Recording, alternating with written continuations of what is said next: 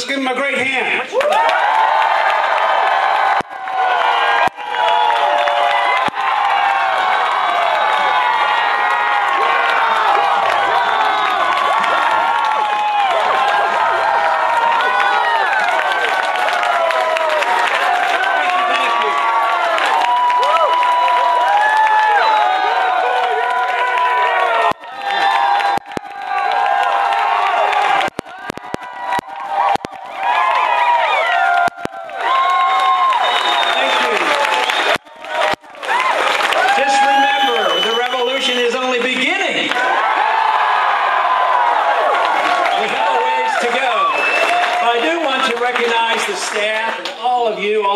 And all the work's been done has been fantastic. Thank you very much. It encourages me because it's an important issue. Thank you.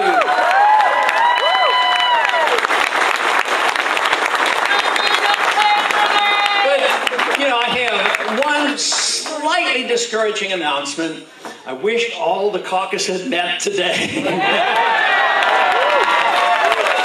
I was disappointed. There was one caucus that I think we would have done very, very well. But we lost by, I guess, almost 200 votes, 190 votes. It's almost like we could call it a tie, but anyway, the votes will be counted, all the caucuses will meet, but I do want to make a prediction. If I were a betting man, and I do not have $10,000 to bet, if I were a betting man, I would bet that we will control the Maine Caucus when we go to Tampa.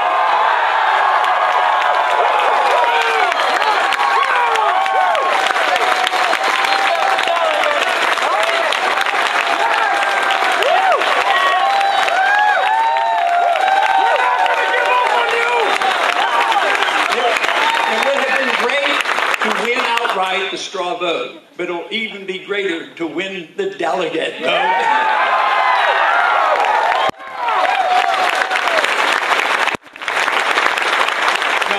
that's going to happen. The momentum is going to continue. We're not going away. We're going to be in all these places where we're going to continue to pick up the delegates for one good reason. We have the message that America needs at this particular time.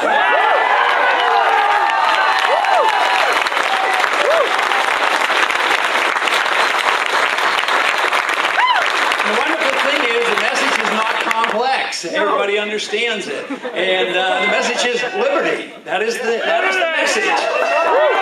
That means we want our freedom. We want each and every individual to have their freedom, not because they belong to a group, not because they belong to one state or another. It's because we are individuals, that we are born with our freedom, and we have a natural right to our liberties. It's a God-given right.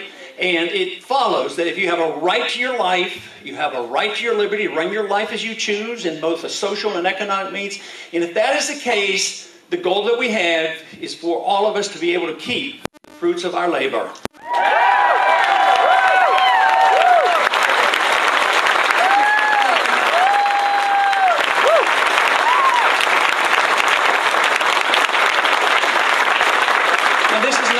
Brand new concept. It's an American concept. We tried it. It was working very well, and unfortunately, many, many decades ago, we started slipping away and took it for granted.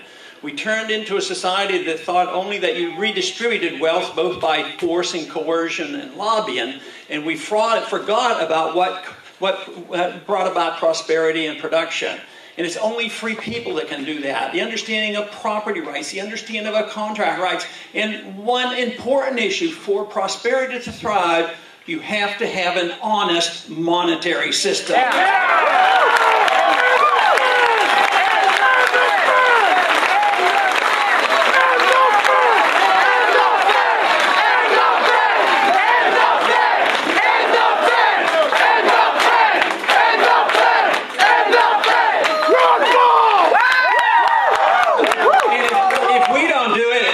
Themselves, because it's non-viable. They cannot persist because the funny money system, the fiat system, the paper money system makes no sense whatsoever and is coming to an end.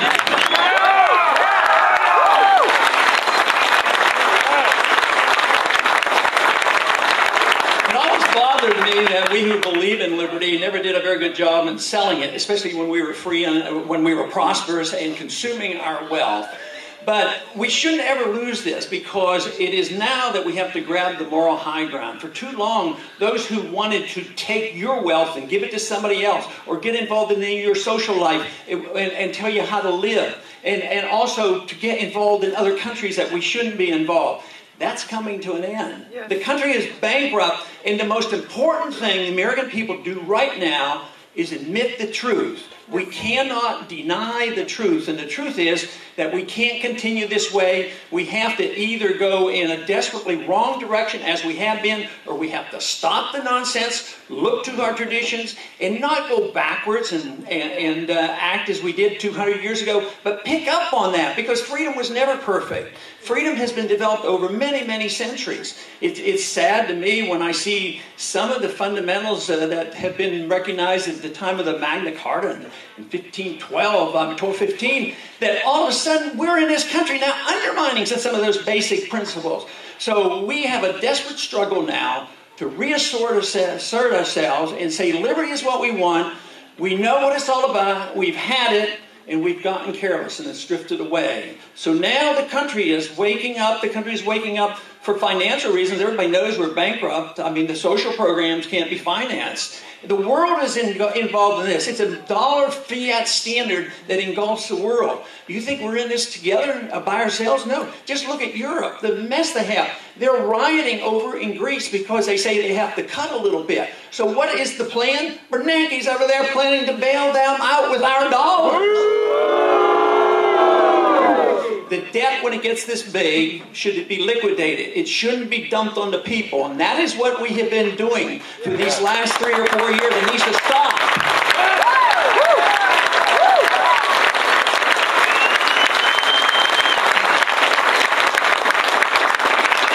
We need to ask really a very basic question. What should the role of government be? That's the question the founders of this country and those who led the revolution asked, what should the role of government? And they didn't like the role the king had. The fortunate part about our revolution was one of the very, very rare times that a revolution, an overthrow of a government, actually delivered more freedom to the people than they had before the revolution. Look at the revolutions going on around the world today that we're very much involved in.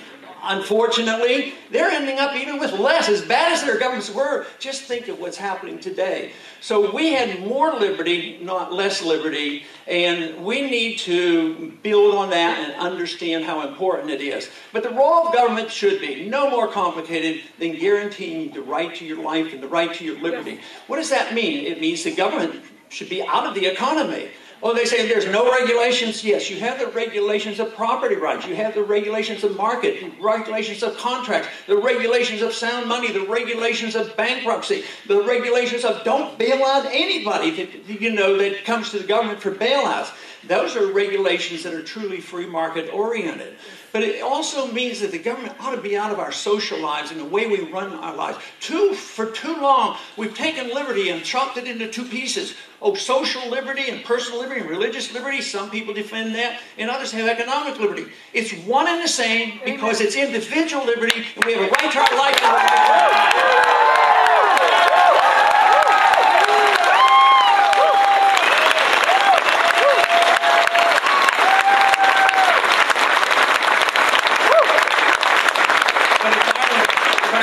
Peace and prosperity, of course, we have to have the property rights, we have to have the sound money, we have to have limited government and restraints. But we also have to have a different foreign policy. We have a foreign policy that is deeply flawed, and it's the foreign policy that always brings great nations down, and nations that overextend themselves. Even in our history, recent history, what brought the Soviets down? When the Soviets came, I was drafted in the 60s. They had 30,000 nuclear missiles, and we didn't have to fight them, thank goodness. But they collapsed because of their deeply flawed economic policy and their foreign policy of overextending themselves. And we're doing the very same thing. People would like us to think so often in debates, they say, tonight we're going to talk about foreign policy. The other night we're going to be talking about economic policy. How can you talk about economic policy without dealing with all the spending overseas? That is why we need our troops.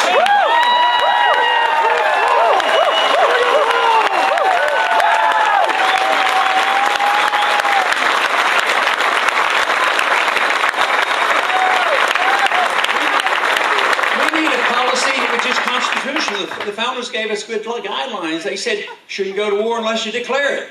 We have a responsibility for a strong national defense. But today, our presidents don't come to the Congress and to the people and say, declare the war or not declare the war. They just go to war. Sometimes they consult. Sometimes they don't even consult with the Congress.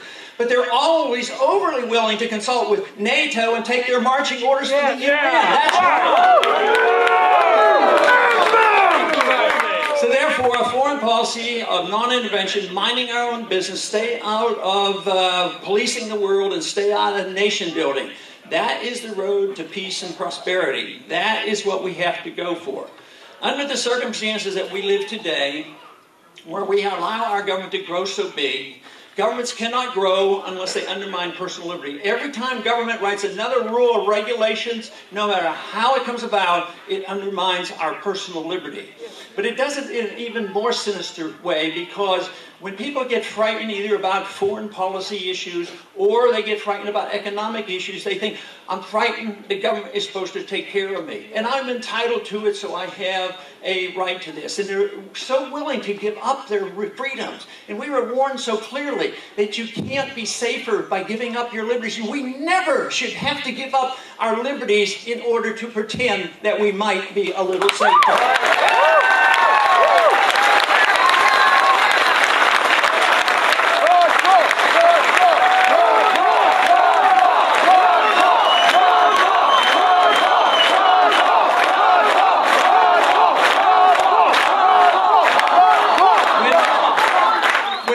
Freedom back again, guess what? The airports will look differently. We will not.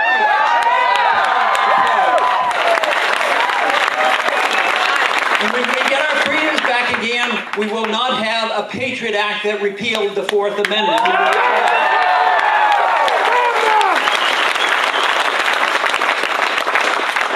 And if we have our freedoms back, we will not have a president that assumes the right to assassinate American citizens. That is wrong.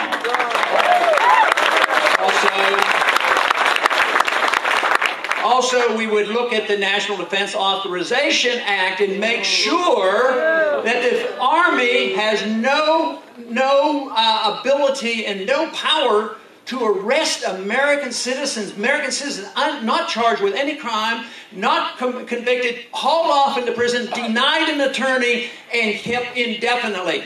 That is not the America we will live in. We have to change those policies. We have to protect the civil liberties of all American citizens.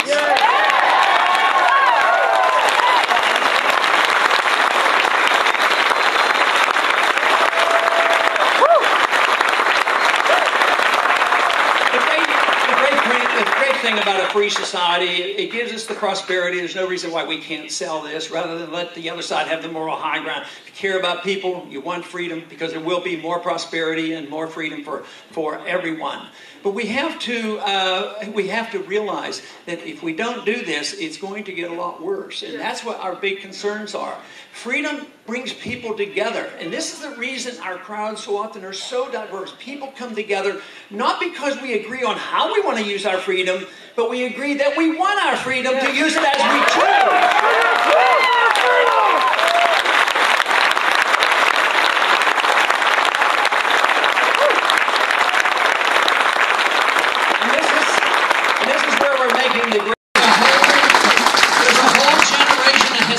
Silent, that remnant who knew and used to know about it, but they got disgusted because they could see that no matter who was elected, we ended up with the same program. So the remnant is coming together with this younger generation, and guess what? There's a secret weapon out there. If we can only keep the government off our midst, and that is keep the government off the midst of the internet. That's how the message of liberty can be